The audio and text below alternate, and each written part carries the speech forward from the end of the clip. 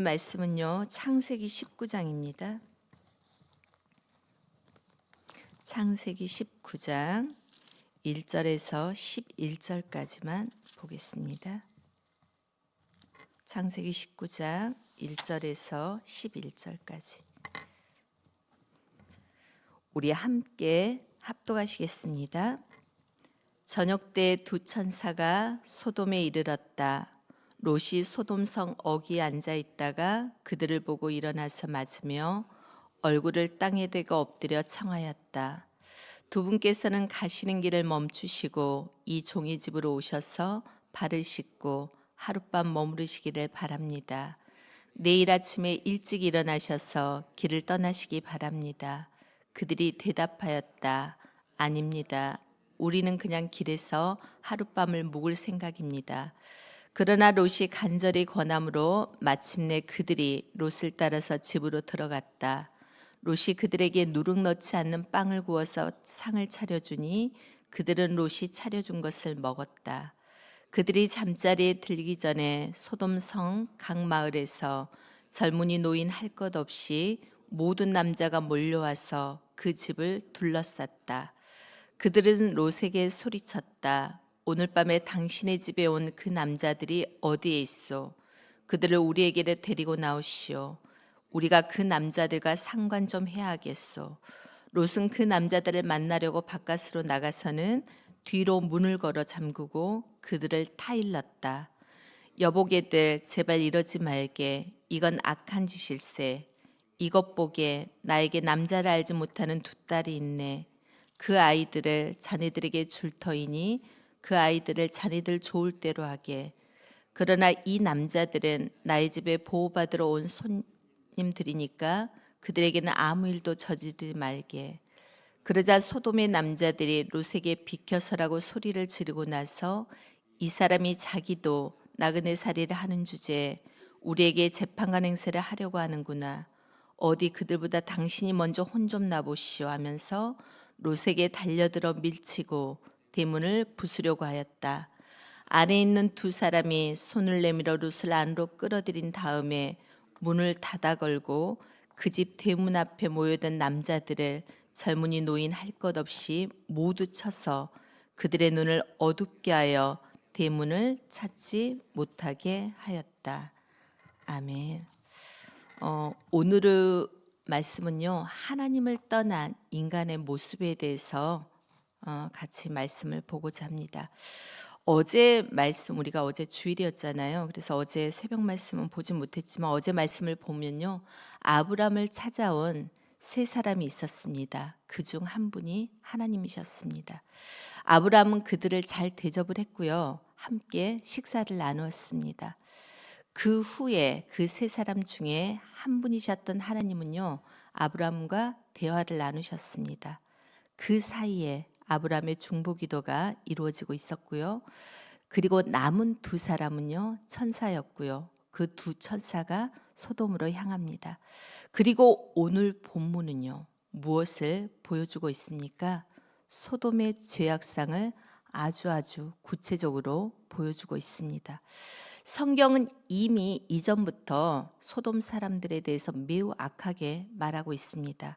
13장에 보면요, 이렇게 표현하고 있죠. 13장 13절에 보면요, 소돔 사람들은 악하였으며 온갖 죄를 짓고 있다라고 13장 13절에 말씀하고 있습니다. 그런데 오늘 본문에 보면요, 그 죄가 어떠한 죄인지, 그 죄가 얼마나 끔찍했는지를 사실 아주 자세히 보여줍니다. 그래서 소돔을 심판할 수밖에 없는 그 이유를 분명히 드러내고 있고요. 이제 말씀을 통해서, 오늘 본문을 통하여서 우리에게 주시는 교훈 세 가지를 보고자 합니다. 첫 번째는요, 하나님을 떠난 인간의 밑바닥은 너무너무 낮다라는 사실이에요. 말 그대로입니다. 하나님을 떠난 인간은요, 생각보다 훨씬 더 낮은 밑바닥을 우리에게 보여주고 있습니다. 하나님 없이도 인간은 잘 살 수 있다라는 이런 생각은 완전히 틀린 생각입니다. 틀린 말이고요. 무신론자들이 주장하는 무신론자들은요, 이렇게 말하죠. 과학기술이 인간의 미래를 아주 풍요롭게 해줄 것이라고 말합니다.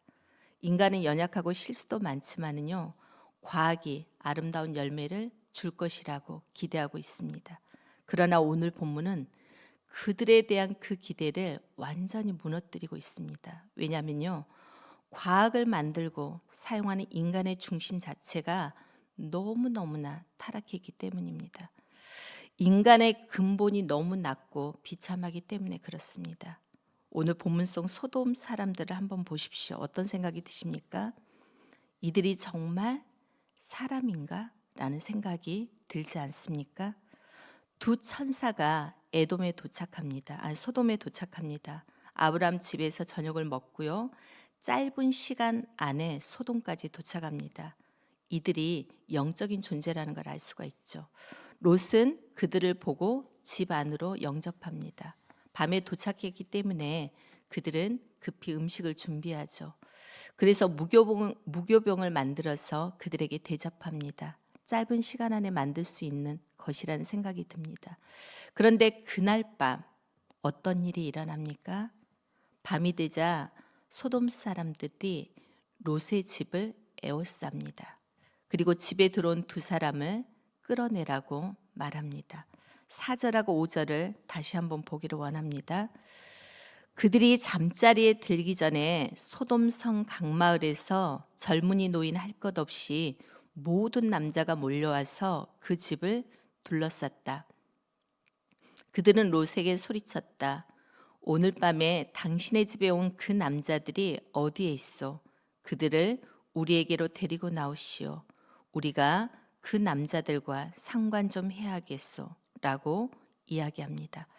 소돔 백성들이 젊은이 노인 할 것 없이 모든 남자가 몰려와서 그 집을 에워쌉니다. 그리고 말하죠. 오늘 밤에 당신의 집에 온 그 남자들이 어디에 있냐고.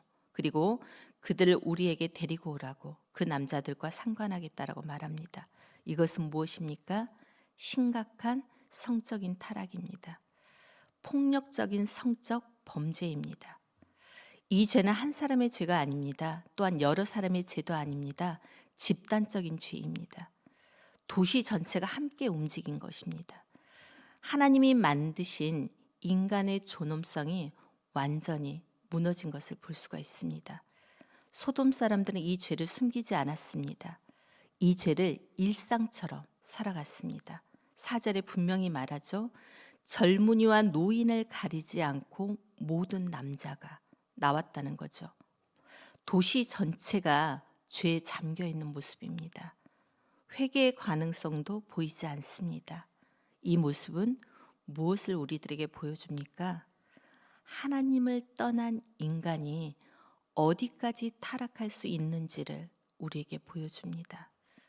이 말씀은 오늘을 사는 우리에게도 향한 경고입니다. 하나님을 떠난 인간은요, 결코 선해질 수가 없습니다. 그 밑바닥은 우리가 상상하는 것보다 훨씬 더 낮습니다. 첫 번째 교훈은 바로 이것입니다. 하나님을 떠난 인간은요, 너무 낮다라는 것이죠. 뭐가요? 우리들의 밑바닥이. 두 번째는요, 어떠한 교훈이냐면 의인은 한 사람도 없다라는 것입니다. 우리가 익히 들어서 로마서 말씀을 통해서 익히 알고 있는 말씀입니다. 그런데 오늘 본문을 통해서도 알 수 있는 사실입니다. 의인은 한 사람도 없습니다. 사람들은 의인이 되고 싶어 하죠.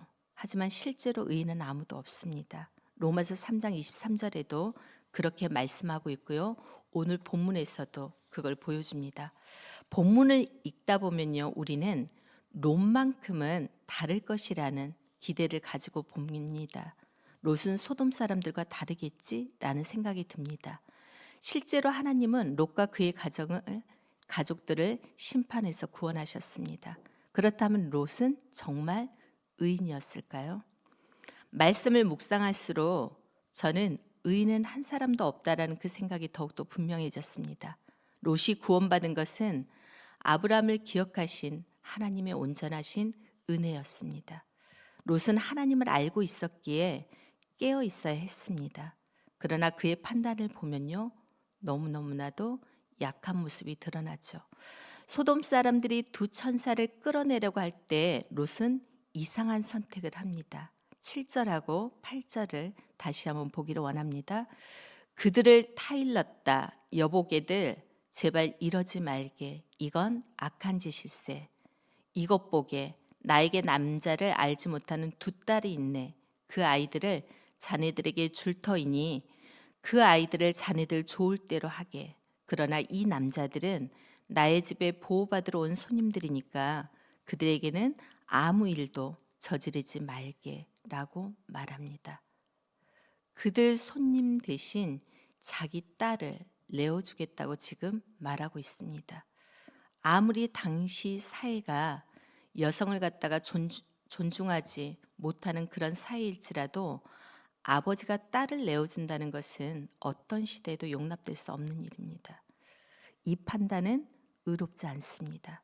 오히려 소돔 사람들과 닮아 있습니다.